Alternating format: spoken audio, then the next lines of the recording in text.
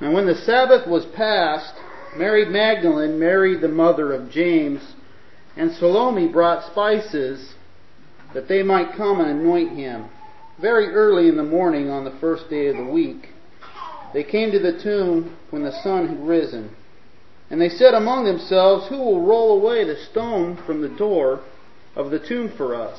Here we see some women who loved the Lord going to the tomb where he had been buried. I do not doubt that they are indeed walking slowly. They are in no hurry. They are taking with them spices to anoint the body of Jesus. They are not happy.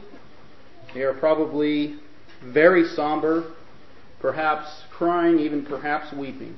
They are missing something.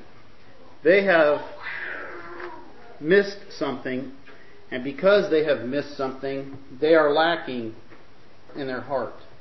There was somebody in the Old Testament that wasn't lacking this, and it's interesting because he had not been with the Lord. He had not been with God in the flesh. It's debatable how much he actually saw of the power of Jehovah God. In Daniel chapter 6, verse 16, the chapter 6 is the famous story of Daniel in the lion's den. There was a new king that came and was ruler over the people of Israel who had been carried off by Nebuchadnezzar to Babylon. This king was a pretty good king overall. He had taken some men and set them over the government. Daniel was one of them. And because Daniel was faithful, because Daniel did what the Lord had asked of him throughout his whole life, and Daniel served him continually, God made Daniel prosper even more so than these other men. These other men became jealous and told the king, "Hey, you know what you should do? You should make an idol of yourself, and whoever doesn't pray to that idol for 30 days, they get to be fed to the lions." This king was weak in one area, and that was pride. He did that. And much to his chagrin, he found out later what the reason was that these men had requested this of him. He found out that they had done this to set Daniel up so that they could get rid of Daniel. This king didn't want to do it. He didn't have a choice, though, because he had set the law, and this king understood that the law wasn't going to be changed even though he was the king. I don't know how often the stories were told to this king, whose name was Darius, of the things that Daniel had done as a young man, and some of the things that even his friends had done when they were young men. His friends had survived a fiery furnace because of their faith. Daniel had interpreted dreams that one of the other kings had had without even knowing what the dream was. And everything that Daniel did seemed to prosper. I don't know how much King Darius heard before he became king and before he had great faith in Daniel in his ability to do things, but I'm sure he heard something. I don't know how often he spoke with Daniel, but I'm sure that whenever Daniel spoke to him, Daniel said things like, "The Lord has blessed me with this. I am doing well for you, O king, because the Lord has blessed me with wisdom." Daniel's faith came through in what he did. Well, he was thrown in the lion's den because of the law that was foolishly signed by the king, and yet Daniel had broken because of his faith. So the king gave the command. They brought Daniel and cast him into the den of lions. But the king spoke, saying to Daniel, "Your God, whom you serve continually, he will deliver you." Then the stone was brought and laid on the mouth of the den, and the king sealed it with his own signet ring, and with the signets of his lords, that the purpose concerning Daniel might not be changed. The women walking to the tomb were missing something. They had missed something in their lives, and because they had missed it, they were now lacking in their lives something else. So this king here, King Darius, who is not a Jew, but he believes that the God that this Jew, Daniel, serves, he is able to deliver him from a den of lions. Now this was a death sentence, but there was a out, so to speak. They threw Daniel in the den of the lions, and if he was going to be alive the next morning, he could be taken up out. That was the custom. If you were put in the lion's den, and you, for whatever reason, survived the night, The next morning you could be taken up and your sentence would be commuted because they felt like their gods would justify the whole situation by putting the guilty to death through the lions. That night, Darius has a rough night. Now the king went to his palace and spent the night fasting, and no musicians were brought before him, and his sleep went from him. Then the king rose very early in the morning, and he went in haste to the den of lions.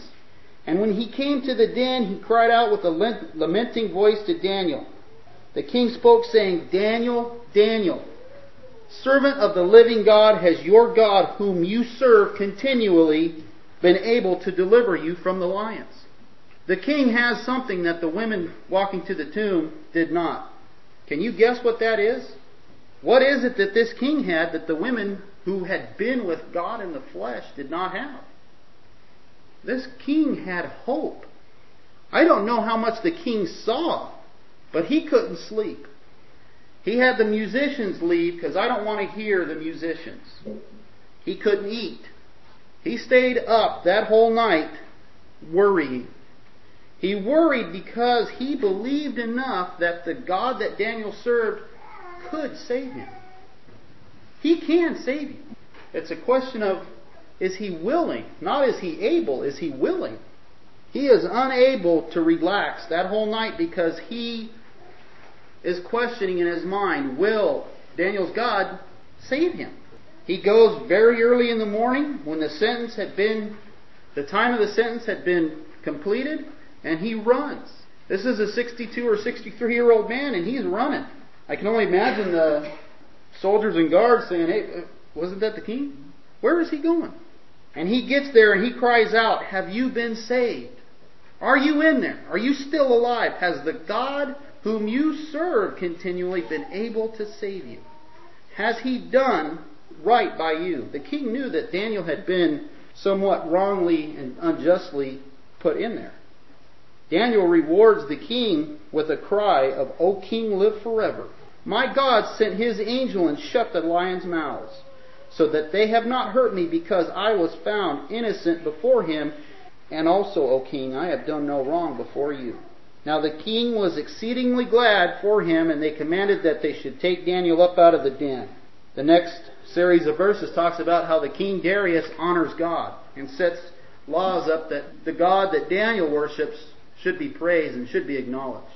Yet back in the passage in Mark that I read, the women are not running in haste, they're walking. I don't know how well they slept that night, but I don't think that they didn't sleep. Maybe they did fast, I don't know. But they were taking with them spices to anoint the body of the Lord. There was no hope for them. They knew that they were going to a place where a dead body waited for them. They even asked among themselves, who's going to roll the stone away? We're going to have to get in there somehow. These women who had walked with the Lord, who had told them, I will be dead for 3 days and on the third day rise again, they're walking to this tomb with sadness in their hearts, knowing what they're going to find. They knew he's going to be in there, we're going to take care of his body, and that'll be the end of it. They didn't have hope. It wasn't in their mind that perhaps the God whom they served would raise him. I just found it interesting that these women whom had spent so much time with the Lord, they had such a different reaction than somebody who was not a Jew, who didn't worship the Lord, but believed enough that he might save this other individual. I've also wondered if later these women felt ashamed. If they had thought later on, I wish we had that over to do again. I wish we could go back and do that again, because I wouldn't walk with my head down and weeping. We would run, like the men Peter and John did just a few minutes after they got back. And they would be with great happiness. The God whom we serve continually, he is able to resurrect us. And he said he would resurrect us. He has given us this opportunity to come and share with him. Let's think about these things as we commune with one another and with him.